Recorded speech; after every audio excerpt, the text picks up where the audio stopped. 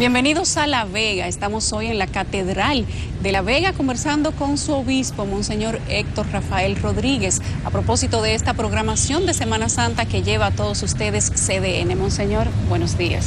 Buenos días, Yulisa. Muchas gracias por visitarnos. ¿Cómo está La Vega? ¿Cómo está la iglesia? ¿Cómo están los feligreses de La Vega?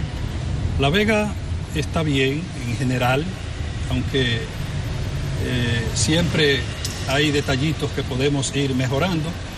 La feligresía, dentro de lo que tiene que ver con la adaptación a este nuevo modo de vivir, la feligresía se ha ido adaptando, ahora con mucho menos severidad, ¿verdad?, psicológica que los meses de marzo, abril, mayo, que todo el mundo estaba angustiado. La feligresía se ha ido adaptando y hemos ido adoptando el modo de acercarnos a la feligresía, aunque ella no venga aquí, a través de los medios de comunicación. Tenemos aquí un canal de televisión, La Voz de María, emisora Radio Santa María, aprovechamos las redes sociales, de manera que estamos en comunión, gracias a Dios, con nuestra feligresía. La iglesia está más cerca de la gente. A propósito, podría ser contradictorio, pero a propósito de la pandemia, del encierro, de la necesidad de distancia, la iglesia se ha adaptado a este nuevo tiempo, tratando de que la gente pueda conectarse con las misas y todos los servicios religiosos que ofrece la Iglesia Católica a través de cámaras, streaming, transmisiones a distancia. ¿Cómo han recibido ustedes este cambio? Fíjese, hemos tenido que hacer un esfuerzo grande para adaptarnos, empezando con los sacerdotes, porque no pensábamos que esto iba a ser tan largo, ¿verdad?, ni de esta magnitud. Siempre decíamos en marzo, bueno, en mayo ya vamos a volver a la normalidad. Al inicio fue muy difícil, pero para nosotros lo más importante es estar en comunión con la gente. Y la comunión, pues, la hemos realizado con la tecnología, como los medios nos han ayudado a través de las redes sociales. Las redes sociales se utilizan para decir muchísimas cosas malas, para hablar mal de la gente, para maldecir. Pues nosotros lo estamos utilizando para bendecir, para acercarnos a la gente, para la formación de la diócesis.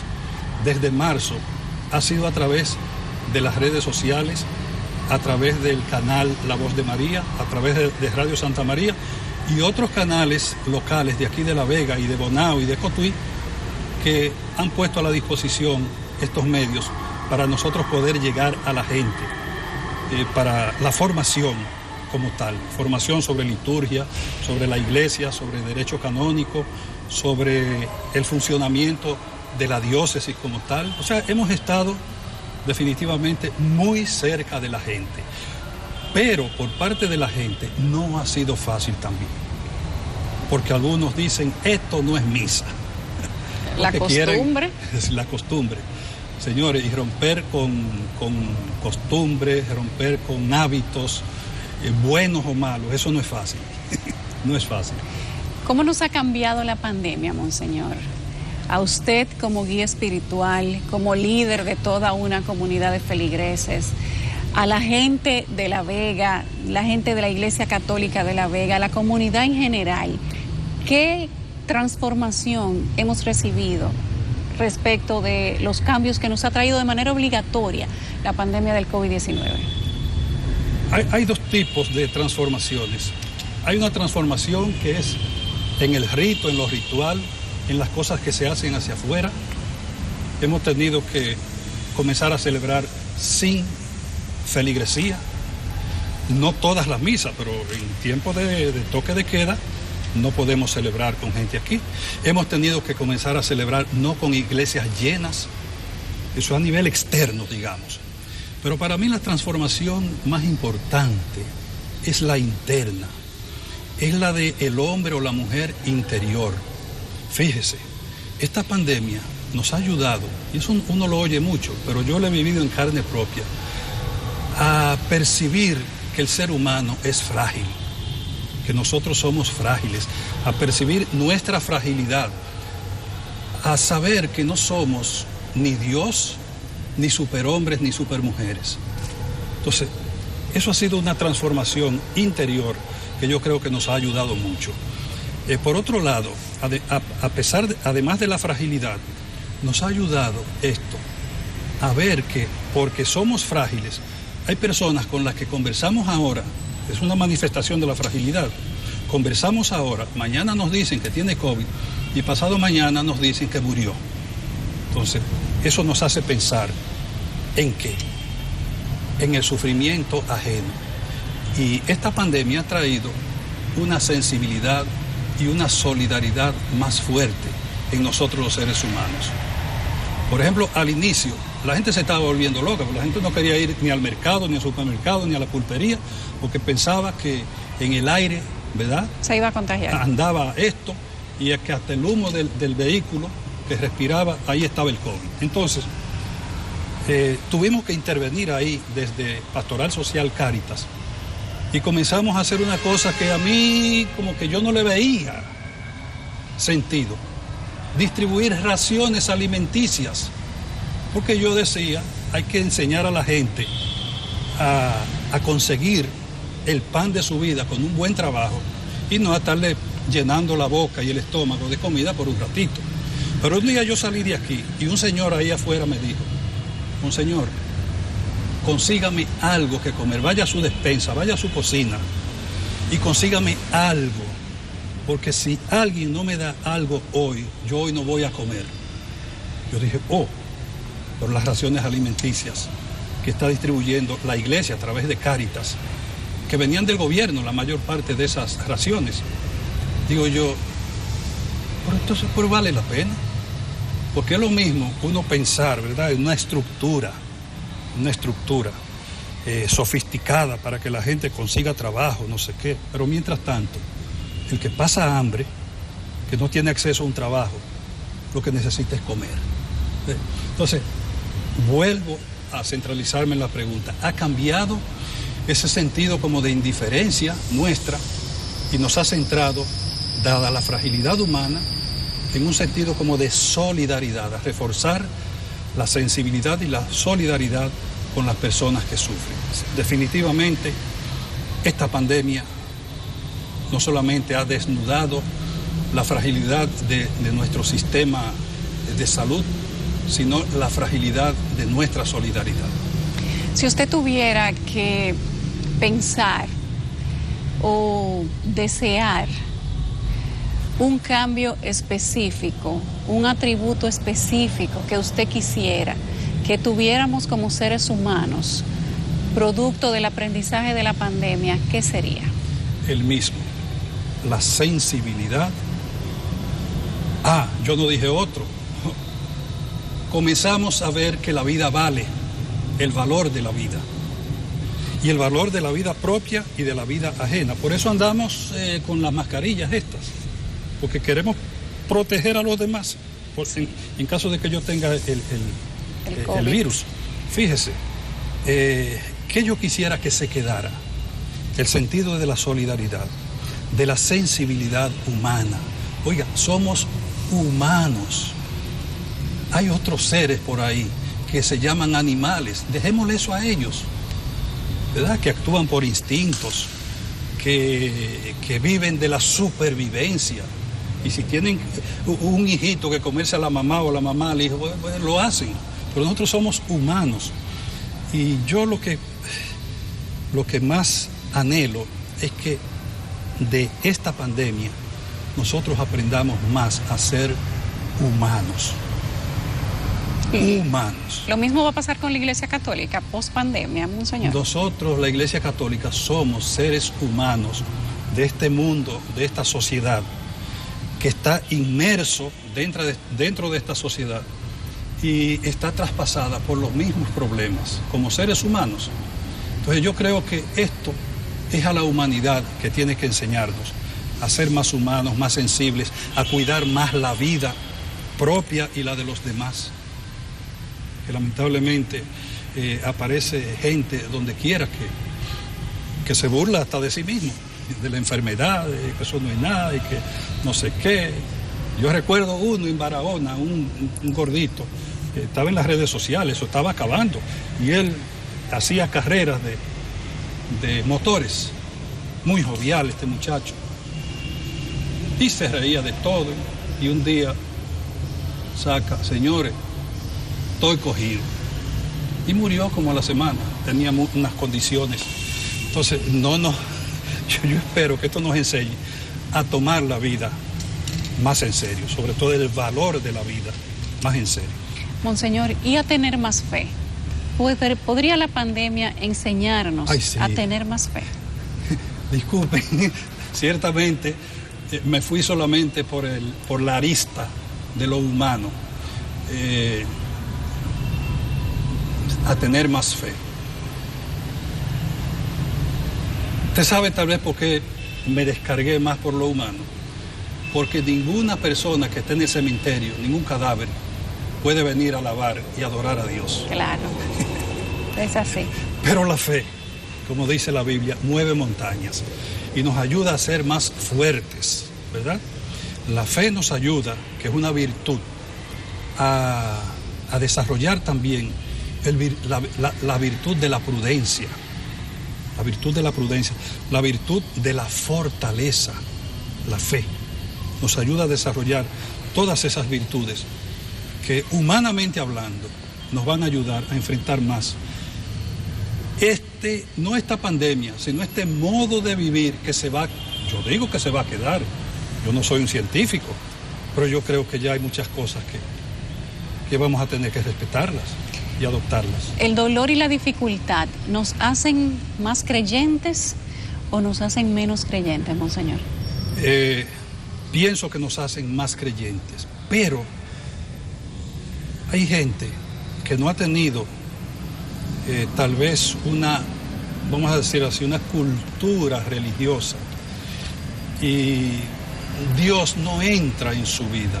La fe en Cristo, en el Evangelio, la palabra de Dios no es una prioridad, ni ha sido.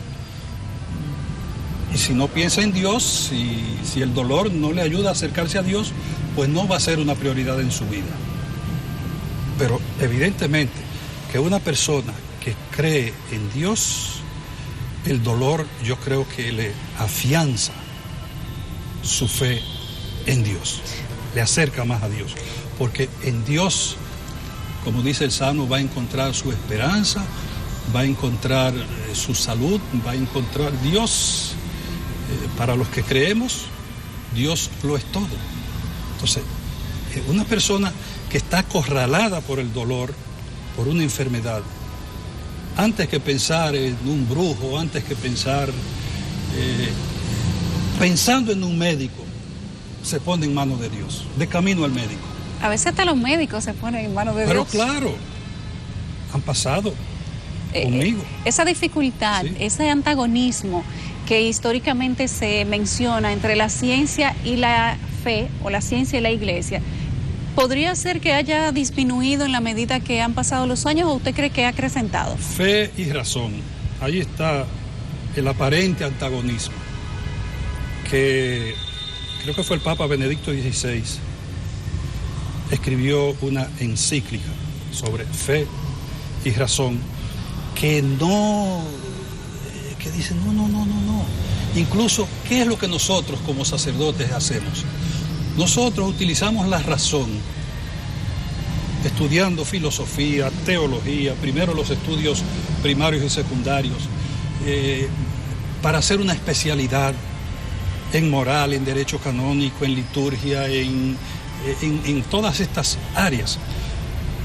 Nosotros estudiamos también carreras civiles, como se dice. Hay sacerdotes que son médicos, que estudian medicina, o que son abogados. ¿Por qué? Porque desde ahí el sacerdote, el cristiano, es una persona que tiene una vocación de servicio. Y si un sacerdote tiene la vocación de servir desde la salud.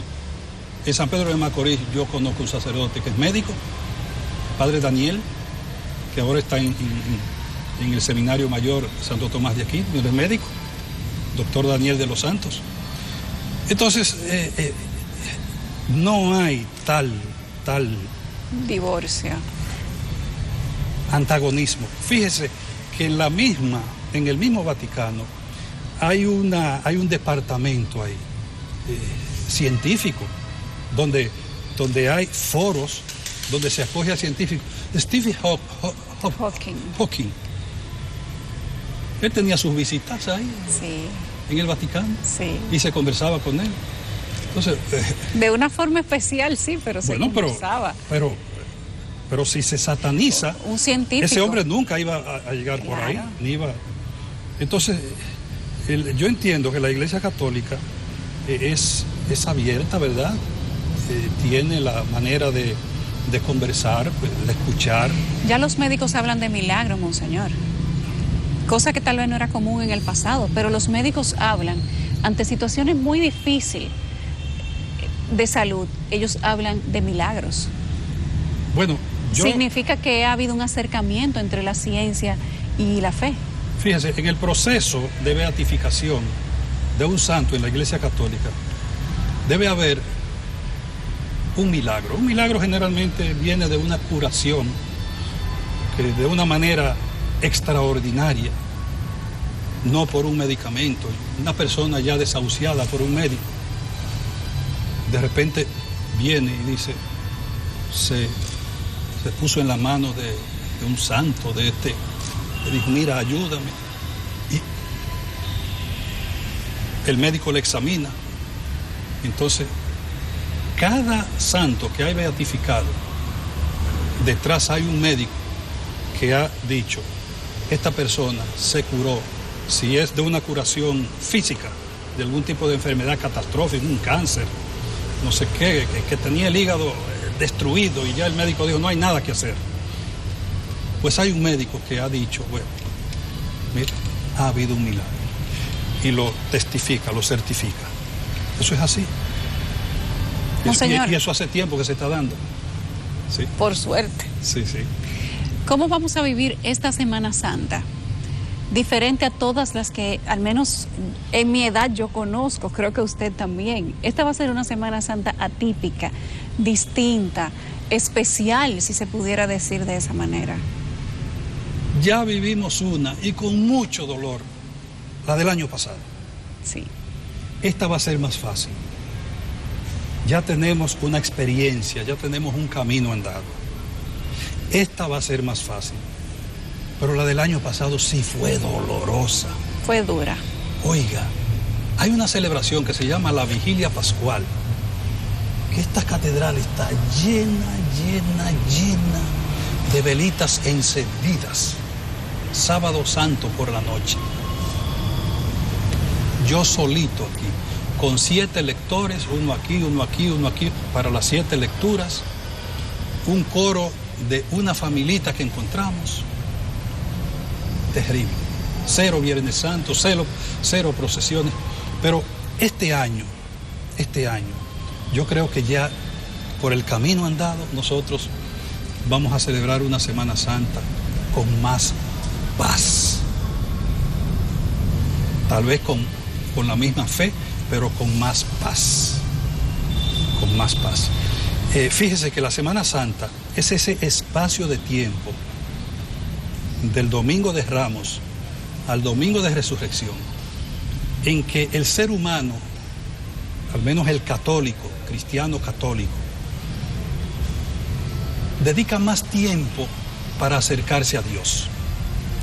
Es el momento en el que el ser humano de fe dedica más tiempo para fortalecer su fe.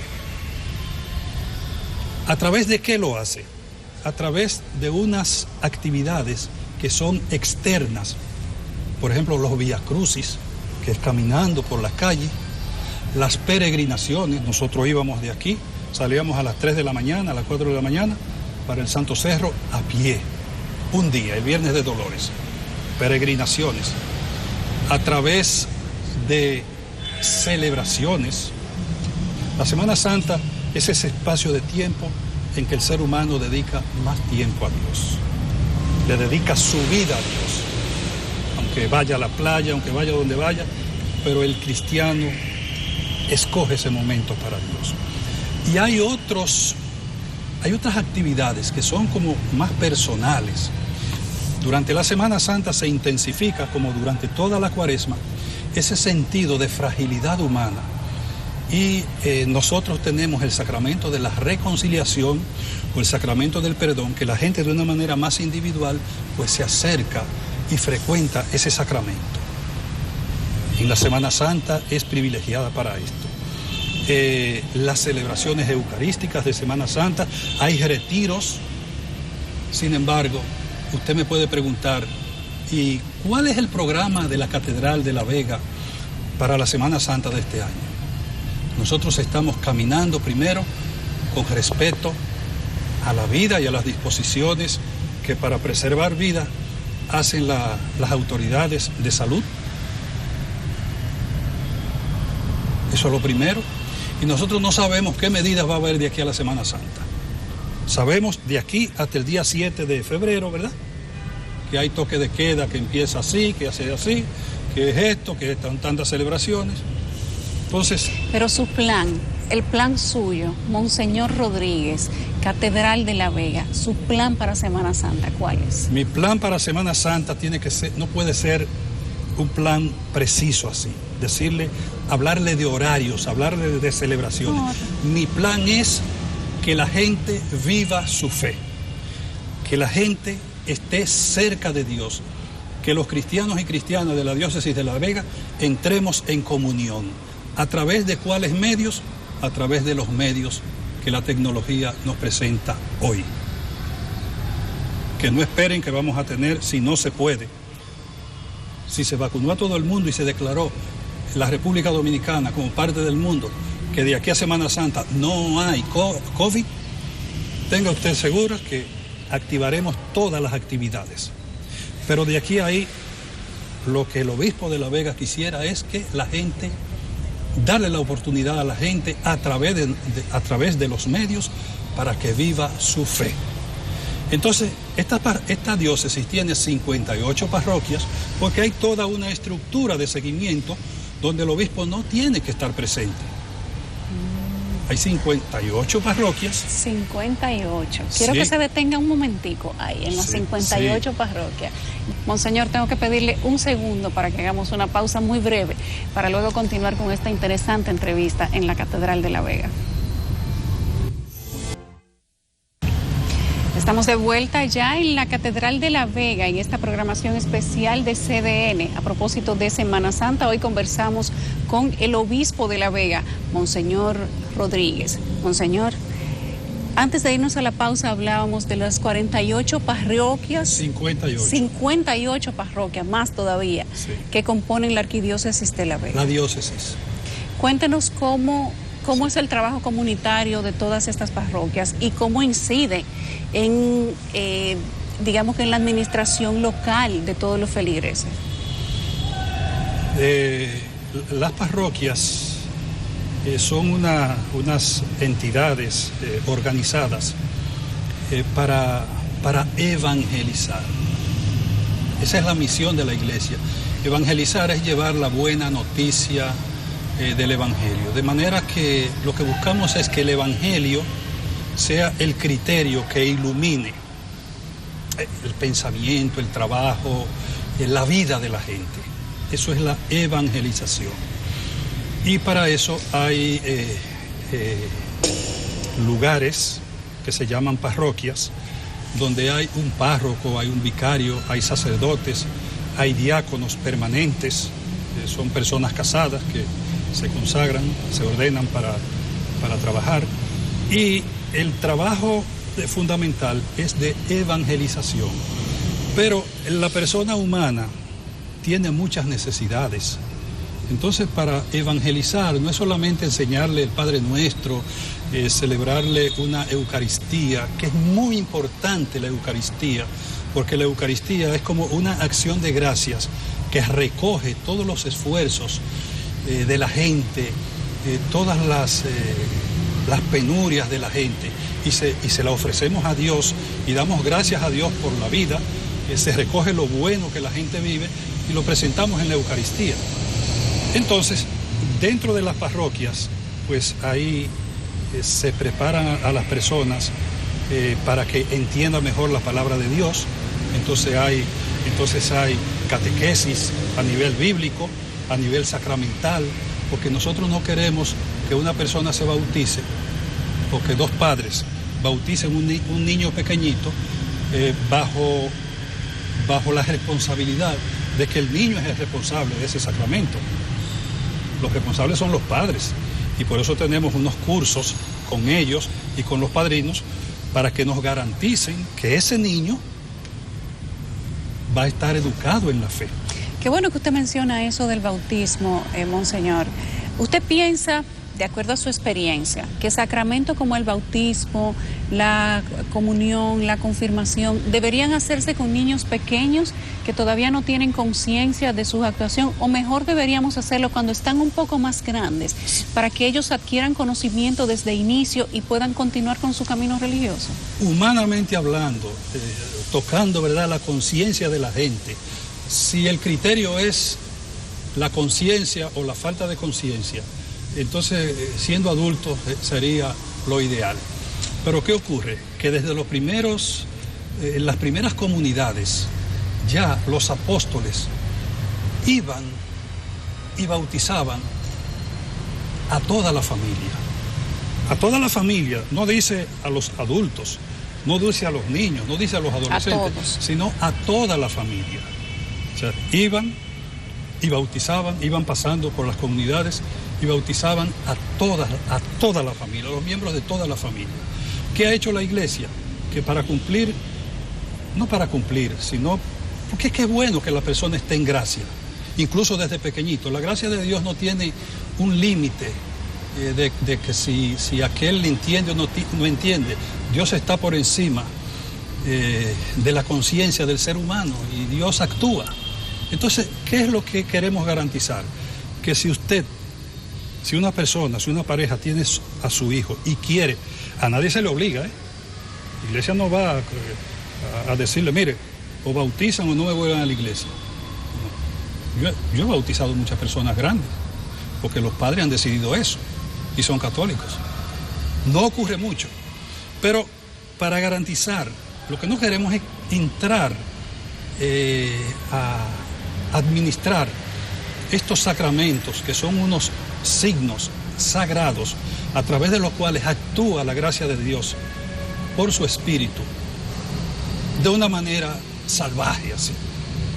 Y le puse el extremo, que es bautizar a un niño. Por eso se forma a la gente, se forma la conciencia de la gente, y está el compromiso y la promesa ese día de que los padres y los padrinos tienen que ayudar, tienen que educar en la fe a esas criaturas. Desde pequeñito. Yo no recuerdo cuando me confirmaron, cuando me bautizaron, pero yo sí recuerdo que abriendo los ojos se daban una serie de manifestaciones que indicaban que yo era un bautizado, y me lo decían. Y el hecho de ir al catecismo, de rezar el rosario, de rezar la oración de la mañana, eso ahora no se produce mucho, pero ocurre todavía en muchas familias. El hecho de participar en la Eucaristía y de continuar con los sacramentos de la primera comunión, de la confesión, de la confirmación, me vinculan a ese acto que se llama el bautismo.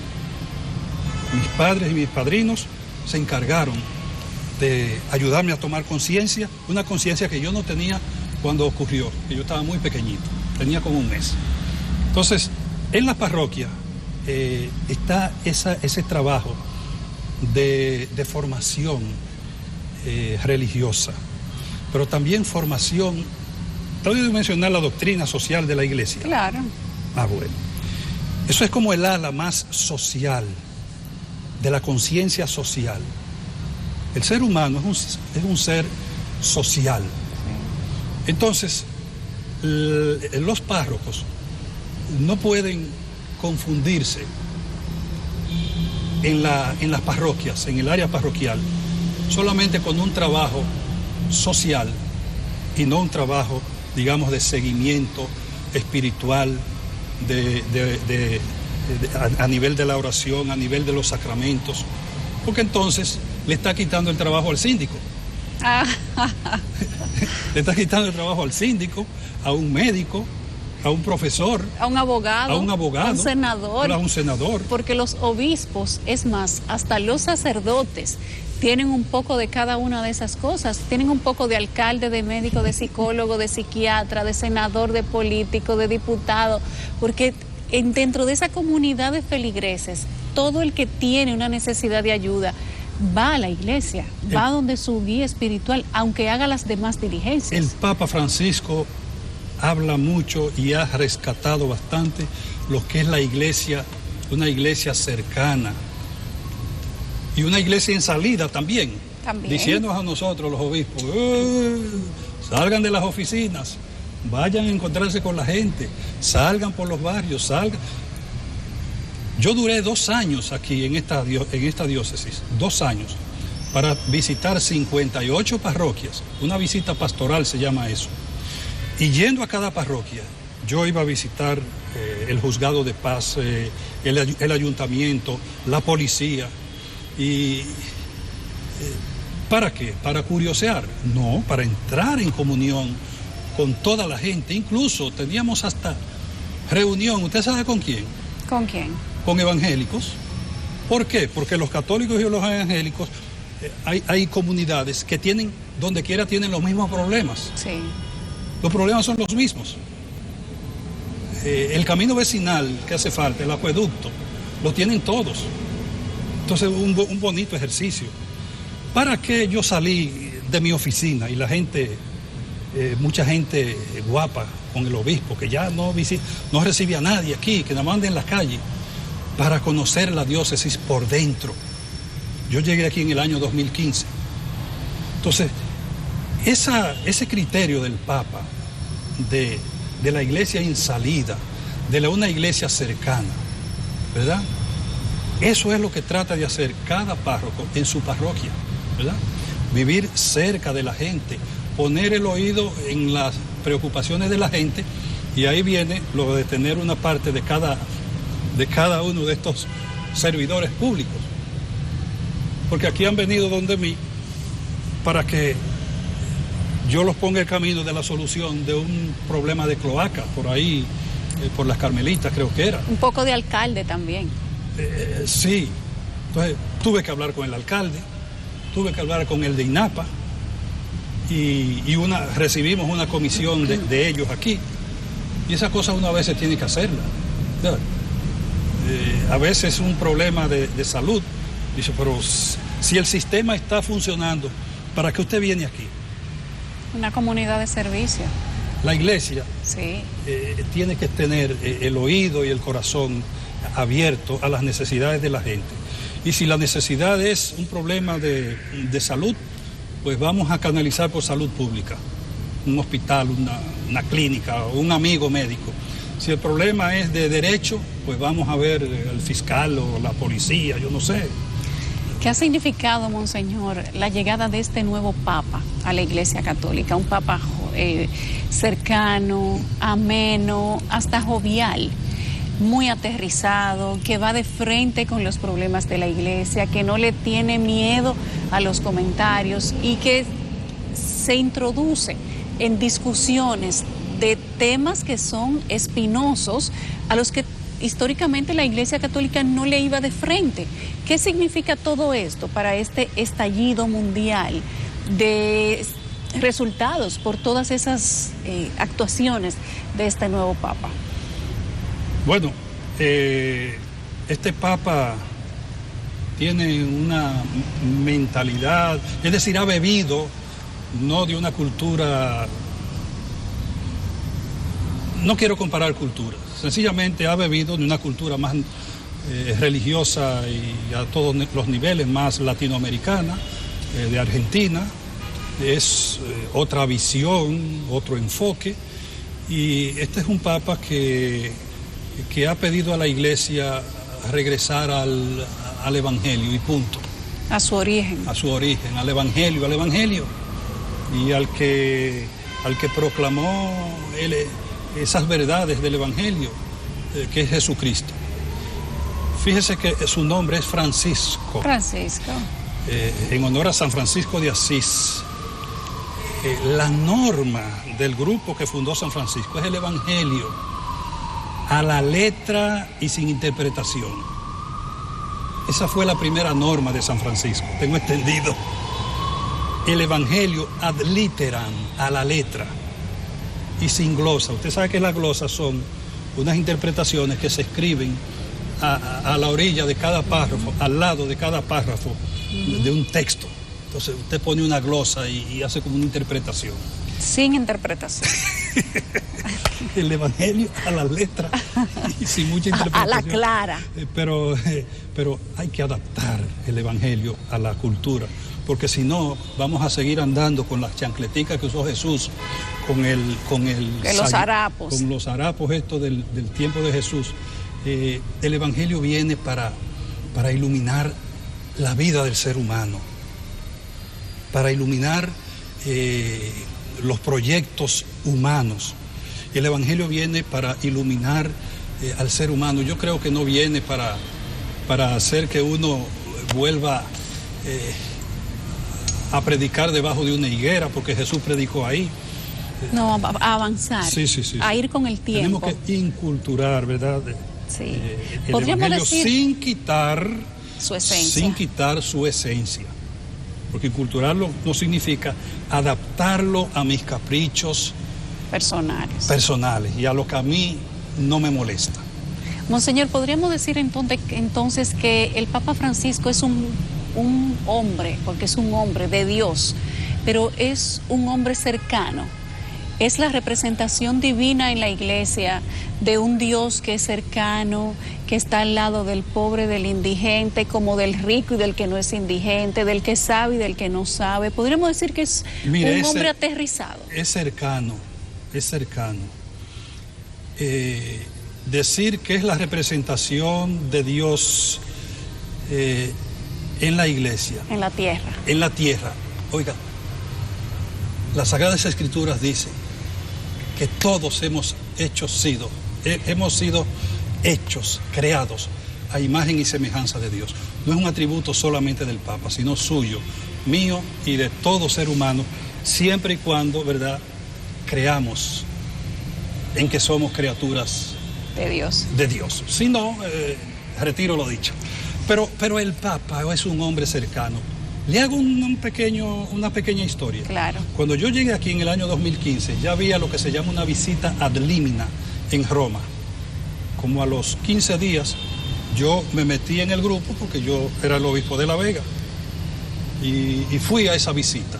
Es para conocer el Vaticano por dentro, cada uno de los dicasterios, que yo me río un poquito porque los dicasterios son como los ministerios en el gobierno, ¿verdad? El de liturgia, el de derecho canónico, el de los sacerdotes, el de los santos.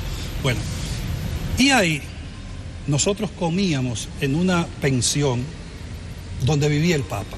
El Papa no tiene un palacio episcopal, un palacio papal, sino que vive en la misma habitación del hotel dentro del Vaticano, la pensión Santa Marta. Y ahí vivíamos nosotros. Y comíamos en el mismo salón, en el mismo comedor. Lo único que teníamos horarios diferentes y el Papa tenía su mesita por allá. ¿Qué nos llamó la atención un domingo por la tarde? Que no hay servidores, que no hay nadie que viene a pasar. Que el Papa llega, toma su sopa, se levanta y se va a un microondas.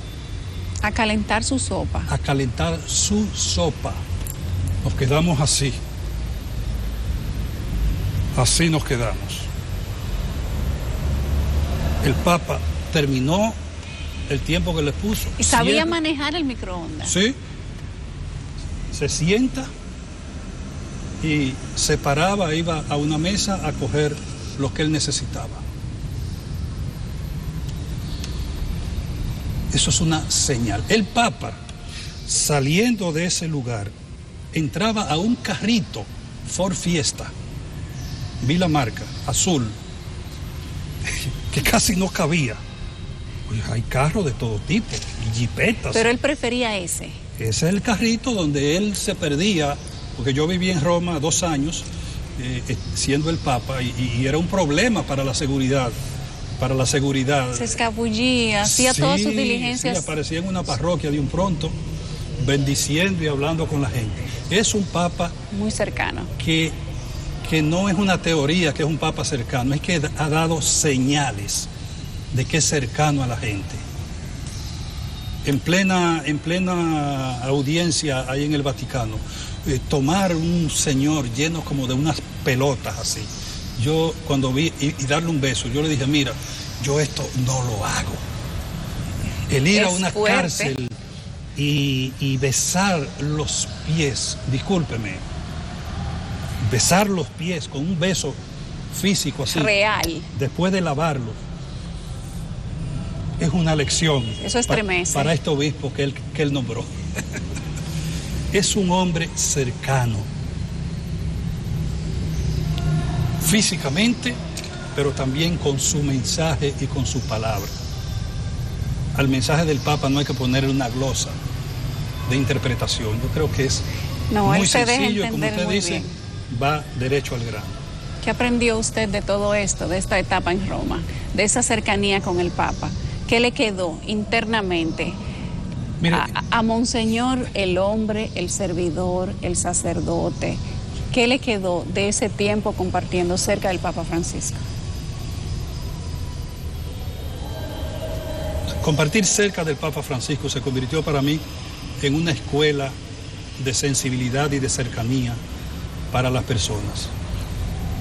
Fíjese, yo en Roma andaba en transporte público. En la casa había vehículos, pero en esas ciudades no hay que andar en vehículos.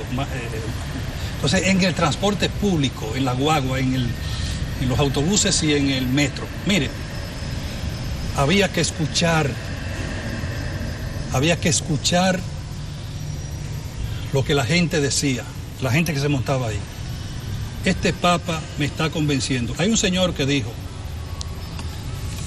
este Papa, el modo de ser, el modo de hablar, me está haciendo volver a la iglesia. Yo no sé quién era este señor, pero en los autobuses se habla. Y usted sabe que en Roma, no sé si usted ha ido, pero en Roma la gente es muy expresiva. Hablan hasta por los codos. Literal. Dicen que si al italiano, ¿verdad?, le cortan las manos, no sabe cómo hablar, porque sí, es muy expresivo. Pero para decirles que en los autobuses uno escucha, yo escuché la impresión popular de la gente sobre el Papa. Encantado, encantado. Una persona que dijo, este Papa me está haciendo regresar a la iglesia. Qué belleza. Sí. Tenemos que hacer una pausa con su permiso, Monseñor. Bueno. Estamos en esta programación especial de CDN por motivo de la Semana Santa. Hoy el placer para mí es tener esta entrevista especial con Monseñor Héctor Rafael Rodríguez, obispo de La Vega. Monseñor, yo sé que hemos hablado de la relación social de la diócesis con la gente, hemos hablado de la fe de la Semana Santa, del Vaticano, de tantas cosas importantes que yo sé que la gente valora mucho en sus casas. Sin embargo, tengo inquietud por conocer el origen suyo de acercamiento a la iglesia. ¿De dónde sale la motivación de ser cura?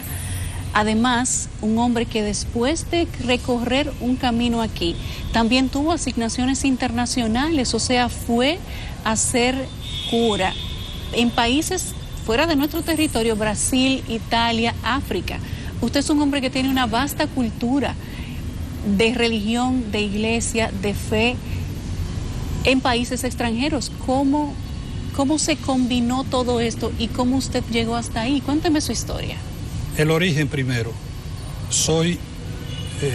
Vengo de un ambiente familiar cristiano, de personas, mi papá y mi mamá, mi padre que en paz descanse, mi mamá está viva todavía, tiene 82 años. Es una familia cristiana, a lo tradicional, que bautizan iglesia, a los pequeños, rosario, iglesia, rosario, la misa, los sacramentos.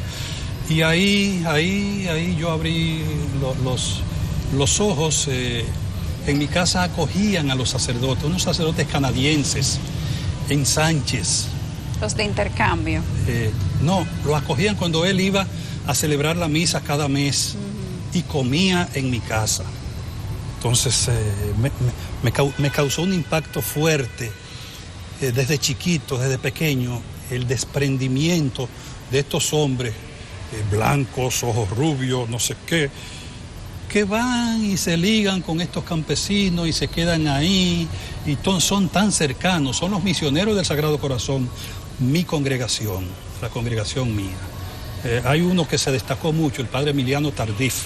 ¿Cómo no? Sí, él fue mi párroco mientras yo fui seminarista allá en Sánchez. Entonces, ahí yo me dije equivocadamente, Dios mío, yo quisiera ser como uno de estos hombres. En el camino yo me di cuenta que el sacerdote no quiere ser como ningún hombre, sino como Jesucristo. Que el sacerdote sigue a Jesús. Y ahí, entonces, eso de los 14 años, comencé a conocer la congregación por dentro. Me aceptaron en el 1977, yo nací en el 61, así que tenía como 16 años por ahí. Y ya tenía esa vocación. Y estaba seguro de que eso era lo que quería hacer. En ese momento, el ser humano va caminando y yo no puedo decir que tenía la certeza en ese momento que tuve 20 años después, pero era lo que me gustaba, era por donde me sentía inclinado. Una edad difícil, estamos hablando que usted estaba en la adolescencia. Definitivamente.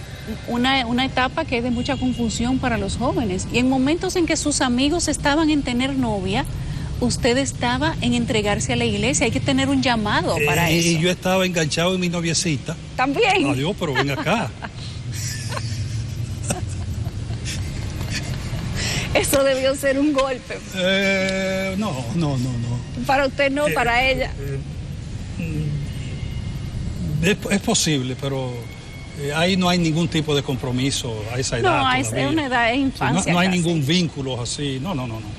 Entonces ahí entré al seminario, pues en el 77, y ya en el año 82, 81 comencé a pertenecer a la congregación. A través de mi consagración en esa congregación comienzo a estudiar filosofía, terminé la teología en el Santo Tomás de Aquino en el 88.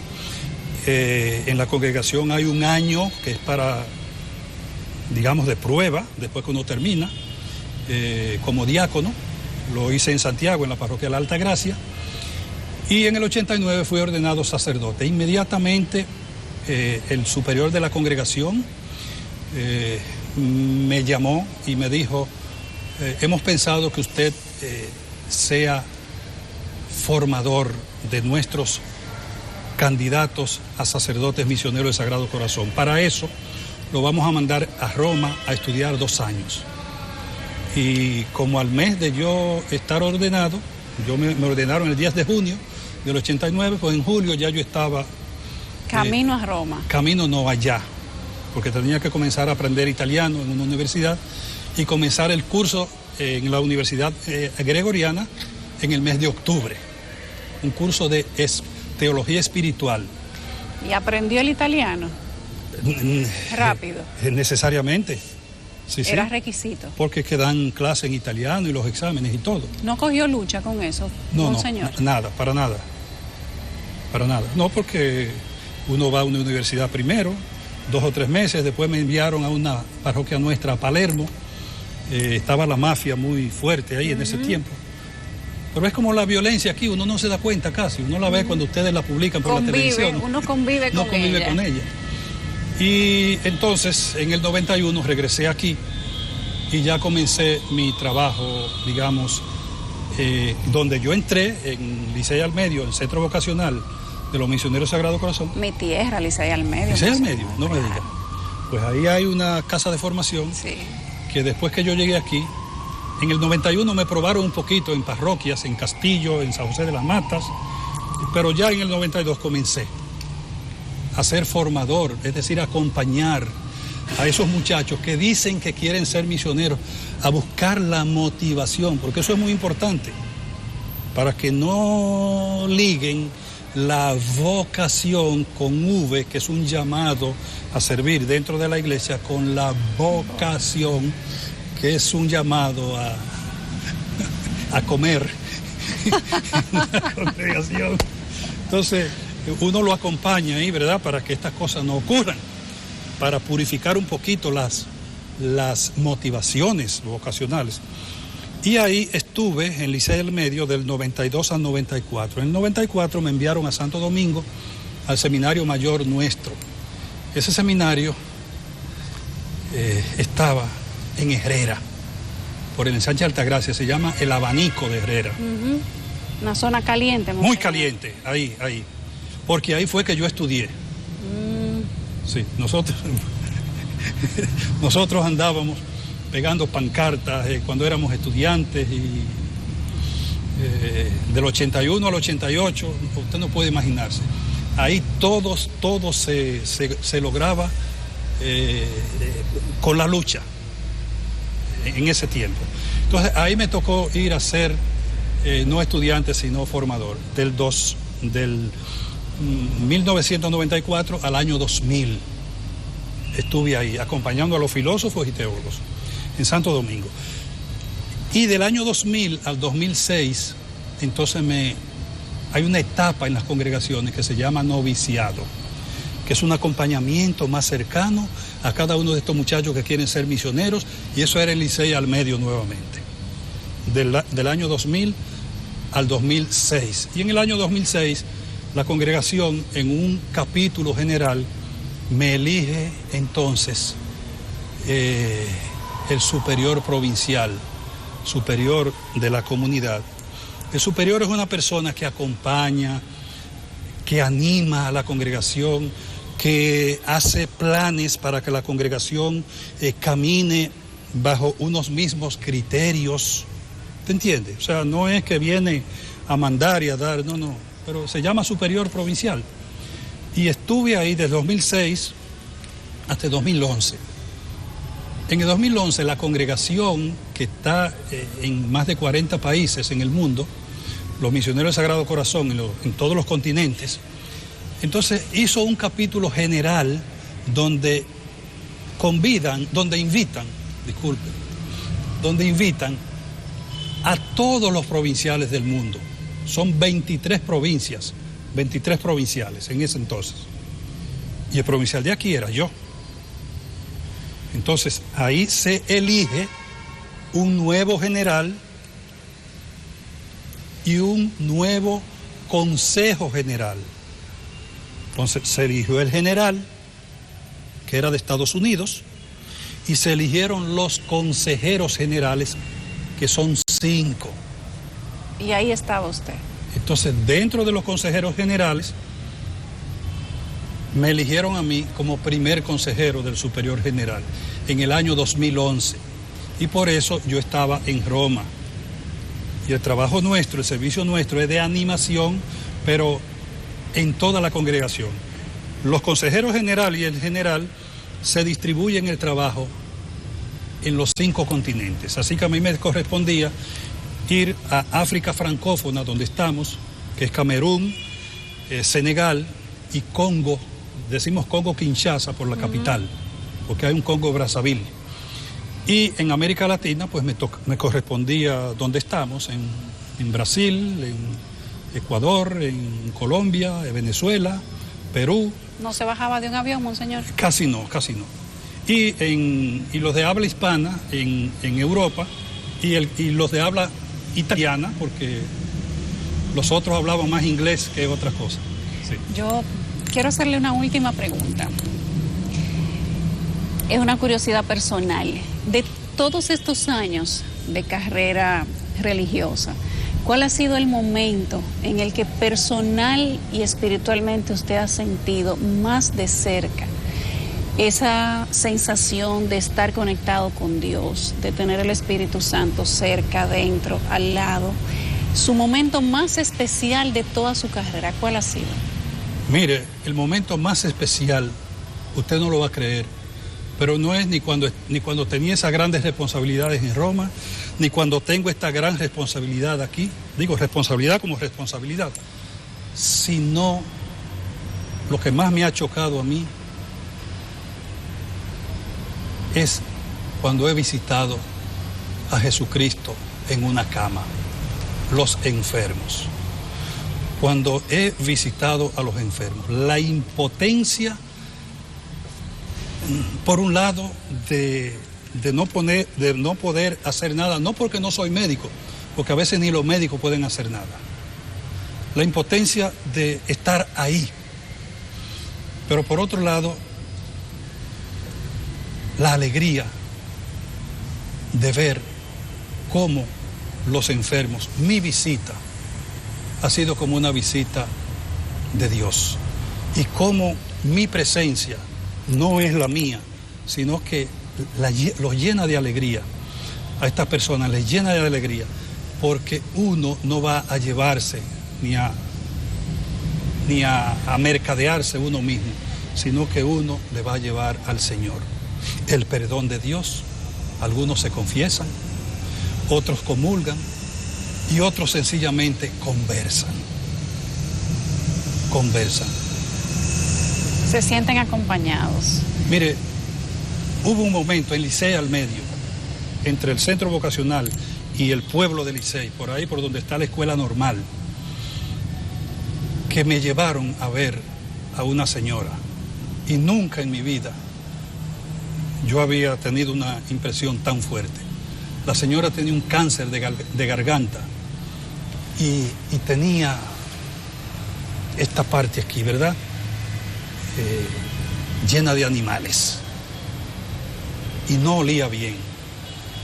Y el estar cerca de un ser humano en esa situación, mire, eso es lo que más a mí me ha ayudado a ver la presencia de Dios y a sentir la presencia de Dios y a sentir, yo no quiero hablar de utilidad en esto, no quiero hablar de utilitarismo, pero a sentir el sentido, valga la redundancia, de la vocación de ser sacerdote. Gracias, monseñor. Que es una vocación de servir, una vocación de cercanía, una vocación de escucha, una vocación de diálogo. De servicio, sin duda. Gracias. Para mí ha sido un placer venir a La Vega. Yo sabía que venía para La Vega, pero no sabía con qué me iba a encontrar. Y ha sido todo un placer. Y yo sabía que venían de CDN, pero yo pensaba que era Michelle que iba de la conferencia, que iba a conversar conmigo. Y a usted, pues, siempre la hemos seguido, ¿verdad? Cuando podemos, usted sabe que en esas emisoras uno cuando va de un pueblo a otro, aquí tenemos Cotuí, tenemos Constanza, tenemos Salcedo, y así uno pues va escuchando. Va ahí sintonizando. Va sintonizando, sí, las emisoras. Y nada. Monseñor, gracias, ha sido un placer para mí y para todo el equipo de CDN. Gracias a ustedes y estamos a su entera disposición. Muchas gracias por venir por aquí. Gracias a usted.